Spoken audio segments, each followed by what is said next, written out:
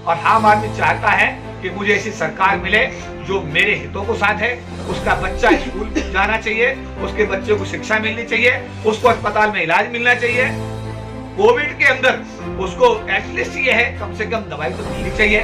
लेकिन अगर ना कोविड में दवाई है, ना शमशान घाटों में की जगह है, ना उसको खाने की व्यवस्था, उसके खाद्य तेल या उसकी सामग्रियां जो उसकी जीवन दिनचर्या की चीजें वो कंट्रोल में है, ऐसी स्थिति सर, ऐसी सरकार से आम आदमी उठ चुका है। और मेरा विश्वास है कि आम आदमी अब परिवर्तन की सोच रखता है।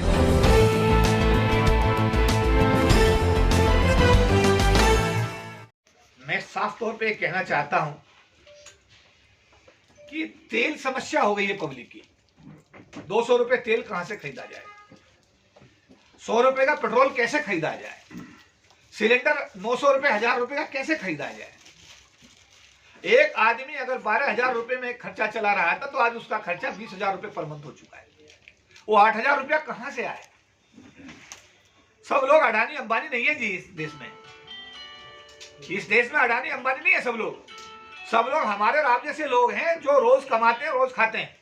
इस देश की जो मेजोरिटी है, जो आबादी है, वो डेली मेहनत कश है, खाने कमाने वाले लोग हैं। उनको चाहिए राहत इस बात से कि उनको खाने की चीजें, उनकी आवश्यकता की चीजें एटलीस्ट सरकार उनको तो उचित रेट पर मुहैया कराएगी। अब गन्ना तो भारी पड़ ही गया है। पूरा देश और पूरी दुनिया इस बात की साक्षी है कि चौधरी महेंद्र सिंह टिकैत को इंटरनेशनल अवार्ड दिया गया है। इसका मतलब गन्ना तो जिन्ना में भारी पड़ ही गया है। और मैं कहना चाहूंगा कि चौधरी महेंद्र सिंह टिकैत ने किसानों की रैली में एक नारा दिया था, आप लोगों ने सुना होगा। उन्होंने बोला था अल्लाह अकबर, उधर से नारा आया था, क्या आया था सामने, हर हर महादेव। यानी हिंदू मुस्लिम की एकता का।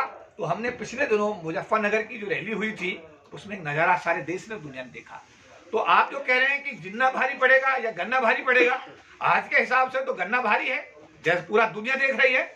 और मेरा विश्वास है कि गन्ना भी भारी पड़ेगा, किसान भी भारी पड़ेगा, मजदूर भी भारी पड़ेगा, इस देश का जो बहुजन है वो भारी पड़ेगा। और जो ये लोग, जिन लोगों ने इस देश के अंदर जो व्यवस्थाएं, आप ये बताइए, पाकिस्तान एक अलग मुल्क है, हिंदुस्तान एक अलग मुल्क है। हिंदुस्तान और पाकिस्तान अलग अलग मुल्क हैं, दोनों अपने अपने देश को चलाने का काम कर रहे हैं। हम पाकिस्तान का जिक्र बार बार हिंदुस्तान में क्यों लाते हैं जी? उससे हमारे देश की इकोनॉमी को क्या लाभ होता है जी? हमारे देश के आम आदमी की समस्या का क्या उससे निराकरण होता है जी? क्या हम लोगों को भटकाने का काम करेंगे? भटका करके हम राजनीति करके वोट लेकर के फिर उनको चूसने का काम करेंगे? नहीं, आम आदमी समझ चुका है, आम आदमी इतना समझदार है, वो इन सब चीजों राहत चाहता है। वो ऊब गया है, पाकिस्तान हिंदुस्तान से वो ऊब गया है, कि हिंदू मुस्लिम से वो ऊब गया है, ये जिन्ना की बीमारी से वो ऊब चुका है। और आम आदमी चाहता है कि मुझे ऐसी सरकार मिले जो मेरे हितों को साध है। उसका बच्चा स्कूल जाना चाहिए, उसके बच्चे को शिक्षा मिलनी चाहिए, उसको अस्पताल में इलाज मिलना चाहिए। कोविड के अंदर उसको एटलीस्ट ये है कम से कम दवाई तो मिलनी चाहिए। लेकिन अगर ना कोविड में दवाई है, ना शमशान घाटों में की जगह है, ना उसको खाने की व्यवस्था, उसके खाद्य तेल या उसकी सामग्रियां जो उसकी जीवन दिनचर्या की चीजें वो कंट्रोल में है, ऐसी स्थिति सर, ऐसी सरकार से आम आदमी उठ चुका है। और मेरा विश्वास है कि आम आदमी अब परिवर्तन की सोच रखता है। सर, आपकी जो पार्टी है आरएलडी जो है, क्या वो मुस्लिमों को टिकट देगी या नहीं? देखिए, ये फैसला क्योंकि राष्ट्रीय स्तर पर राष्ट्रीय अध्यक्ष के लेवल पे तय होगा। मेरी सीमा है, मैं स्पष्ट कहना चाहता हूं, मैं पार्टी का राष्ट्रीय सचिव बनाया गया हूं और जितना मुझे कार्य क्षेत्र दिया गया है, मैं उस कार्य क्षेत्र की परिधि के तहत ही काम करने के लिए मैं अधिकृत हूं। तो जो आपने अभी कहा है, इसमें पूरी राष्ट्रीय पार्टी और राष्ट्रीय अध्यक्ष मिलकर के फैसला करेंगे किस सीट पर किसको टिकट दिया जाएगा, कौन कैंडिडेट होगा, किस जातीय धर्म का होगा, क्या वहां का जातीय समीकरण होगा। निश्चित रूप से मैं कहूंगा कि हमारे राष्ट्रीय अध्यक्ष बहुत ही अच्छे इंसान हैं और एक अच्छा इंसान ही अच्छा बाप होता है, अच्छा इंसान ही अच्छा प्रधानमंत्री हो सकता है, अच्छा इंसान ही अच्छा बेटा हो सकता है। सर, मैं कहना चाहूंगा, राष्ट्रीय लोकदल के राष्ट्रीय अध्यक्ष भूतपूर्व प्रधानमंत्री चौधरी चरण सिंह के पोते और भूतपूर्व केंद्रीय मंत्री अजीत सिंह जी के बेटे चौधरी जैन सिंह जी एक बहुत ही अच्छे इंसान हैं, बहुत ही अच्छी सोच के वो स्वामी हैं, सबको साथ लेके चलने की उनकी सोच है। SC ST के प्रति उनका लगाव मैंने स्वयं महसूस किया है, माइनॉरिटी के प्रति उनका लगाव मैंने स्वयं देखा है। हर व्यक्ति के प्रति उनकी सोच बड़ी पॉजिटिव है और मुझे यकीन है कि आने वाले समय में राष्ट्रीय लोकदल अपनी राजनीतिक जिम्मेदारी को निभाते हुए उत्तर प्रदेश के लोगों को पहले 2022 के चुनाव में और 2024 के चुनाव में जो लोकसभा का होगा, हम देश के लोगों को नई दिशा देने का काम करेंगे। सर अभी बात हो रही थी जिन्ना और गन्ने की, क्या आरएलडी जो है वो भी हिंदुत्व की बात करेगी या सर्व समाज की बात करेगी? देखिए, ये राष्ट्र धर्मनिरपेक्ष राष्ट्र है। इसमें हर व्यक्ति की जिम्मेदारी है कि वो धर्म निरपेक्ष सोच के साथ में अपने कार्यों को अंजाम दे। हमारी पार्टी के जो नेता हैं उनकी सोच बड़ी साफ और सुथरी है, वो पूरी तरह धर्मनिरपेक्ष हैं। वो सभी धर्मों के लोगों को, सभी जातियों के लोगों को, सभी वर्गों के लोगों को साथ लेकर चलने की सोच रखते हैं। इसलिए हमारी पार्टी की तरफ से ये बात आप सुनिश्चित कर लीजिएगा कि सभी धर्मों के लोगों का बिल्कुल बराबर सम्मान है। कितनी सीटें आ रही है सर आपकी?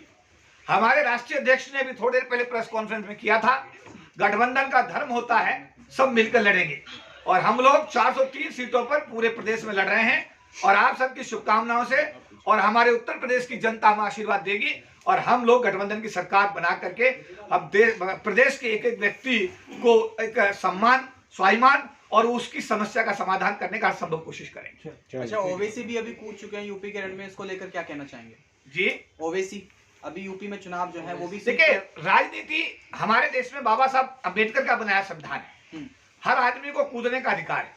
तो ओबीसी जी को आप वंचित क्यों करना चाहते हैं?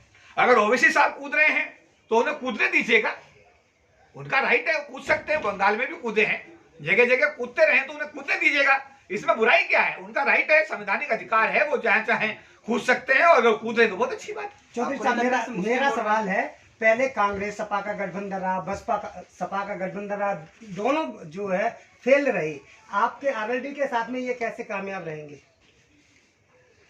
देखिए, मैं अगर भारत के राजनीतिक इतिहास को आपके सम्मुख रखता हूं तो इस इतिहास में समय समय पर, अगर आपको याद हो, सुषमा स्वराज दिल्ली की मुख्यमंत्री हुआ करती थी और प्याज का भाव इतना तेज हो गया था कि लोग प्याज खरीदने के लिए तरस गए थे। अगर आप पुरानी बात आप लोगों को याद हो, याद है? कुछ नहीं।